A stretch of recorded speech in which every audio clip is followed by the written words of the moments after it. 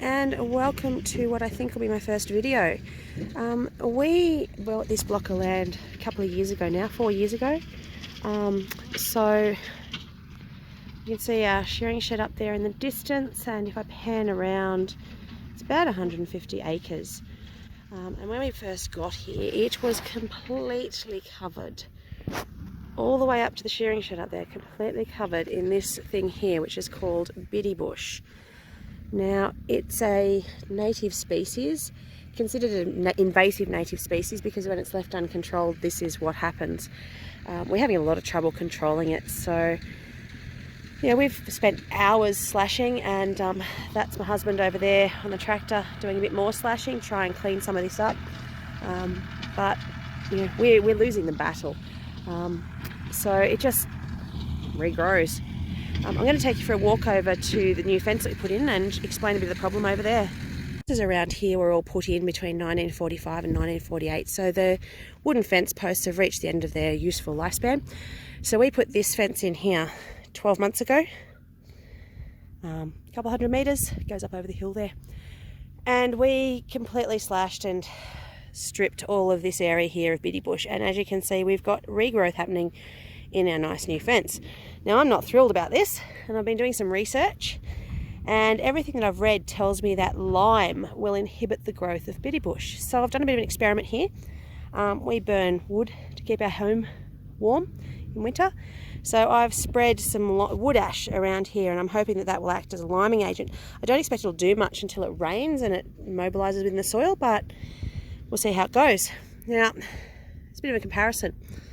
Up there on that hill, we had, that's my neighbour's property. He lives overseas, so he's not here at the moment. We had a lightning strike and a fire 2 years ago on that piece of ground. I went for a bit of a walk up there a minute ago. I'm having to reshoot this first video because something happened and I didn't get it. Went for a bit of a walk up there, and I'm pretty impressed with the lack of regrowth of biddy bush. So I'll slot that in next and you'll see how it went. Up on the hill, that's looking back over my place. Having a look around here, there's the odd biddy bush. So there's one there. I'll spin around, there's another one over there, and then there's another one here. But you know, you couldn't walk through here before the fire. It was over your head.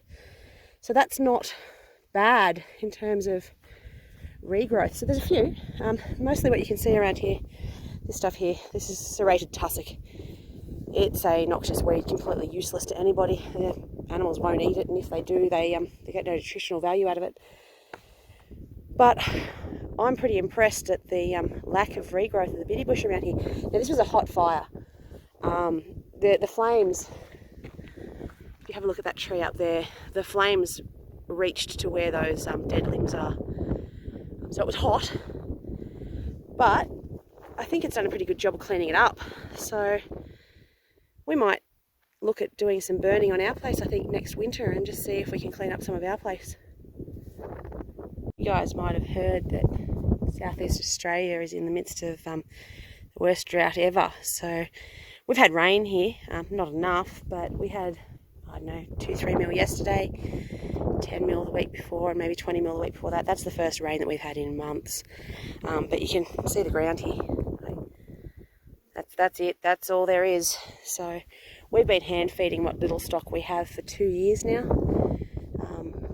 Can't see any sign of it breaking this year, to be honest.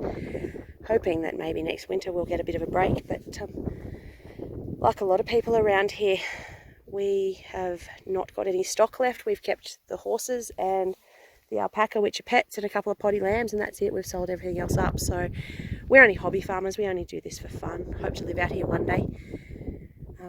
But anybody who did it for a living, I don't think they'd be surviving on what they could be producing at the moment. It's just so dry. And here where we are, we've had a lot more rain than we have out further west. So the people out west have got nothing but dirt. They don't even have the little bit of grass. It's a bit heartbreaking, and hoping that we'll see an end to it soon.